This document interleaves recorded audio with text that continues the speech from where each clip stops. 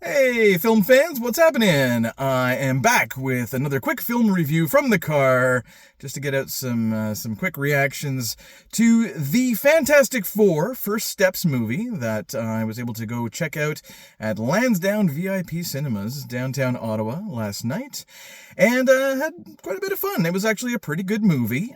This film is directed by Matt Shankman, and it is written by about four different people, and it stars Pedro Pascal and Vanessa Kirby and Eben Moss Backrack, I believe is how you pronounce his name. He's the guy from The Bear and Andor. He's having a great career.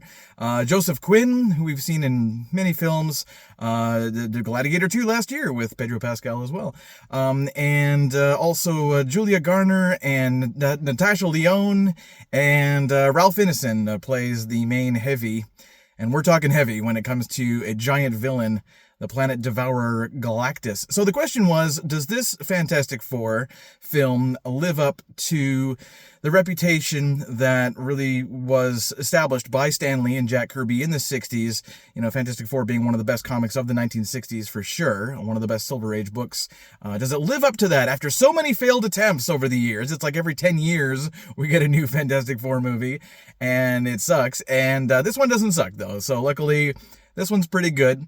It takes place on an alternate Earth. I think it's like Earth 828 or something they called it. So that gives them a lot of freedom to not worry about, anything going on in our Earth or Earth Prime or any of the Earths that we've seen in previous Marvel movies. So it is kind of disconnected that way from, the MCU or whatever they want to call it these days, whatever phase we're in. And it is, yeah, very much Planet 60s. The art direction is wonderful. I love the look of the film. The furniture is amazing. It's like, wow, it's like this retro yet futuristic furniture. It's kind of like, what they thought the look of people's apartments and buildings would look like in the future back in the 60s. That's what they thought, the future was going to look like. So it kind of has that kind of look to it. And in terms of the acting, I thought the acting was really good. I was really impressed with it. I mean, Pedro Pascal, he's in too many things right now, and his face is just overkill, right? But I was pleasantly surprised that he did a very good job here playing one of the world's smartest men in Reed Richards. And yeah, everyone just did a fantastic job. I think the Thing is definitely my favorite character because it's somewhat of a tragic origin story, kind of in his case.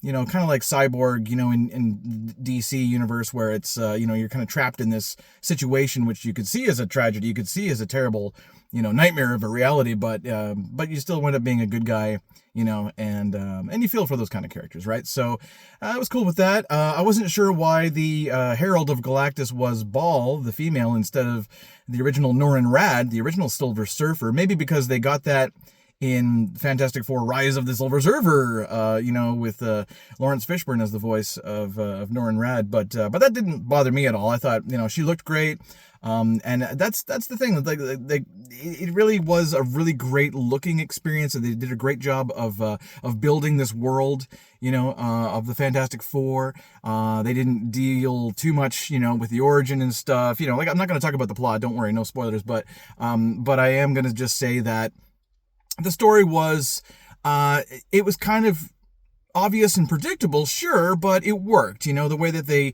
made it work was really cool. I really liked seeing the teamwork and how the four members really support each other, along with the robot Herbie.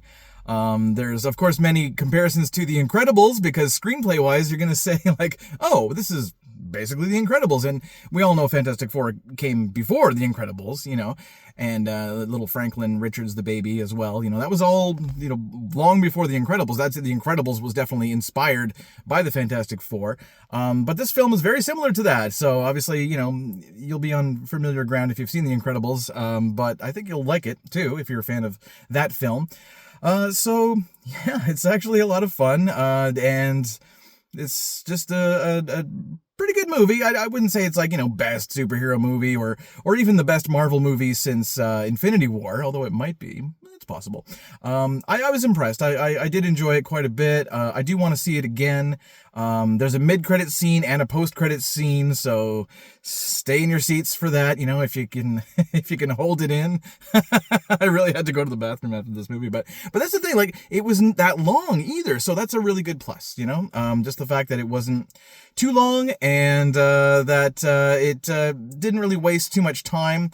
So it was very efficient, very well made, and I enjoyed a lot of things about it. The only criticism that I guess would be kind of just some things kind of happened like too conveniently, too quickly at times near the end of the film, but overall I thought it was great, and Galactus was, amazing. We finally got Galactus. We finally got a live action, planet devouring Galactus, man. So yeah, I gotta say, it was a good movie.